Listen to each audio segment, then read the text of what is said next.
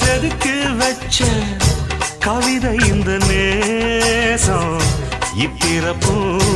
எப்பிறப்பும் தொடரும் இந்த பாசம்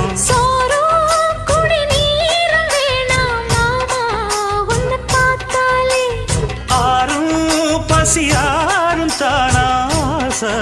மொழி கேட்டாலே ஒன்ன பிரிஞ்சிருக்க தன்னந்தனிச்சிருக்க அம்மம்மாடி அப்பப்பாடி என் மனசு ஒத்துக்காது செந்தூர பாண்டிக்கு ஒரு சோடி கிளி கூட சோழ கழுது போல தோளத்தொட்டு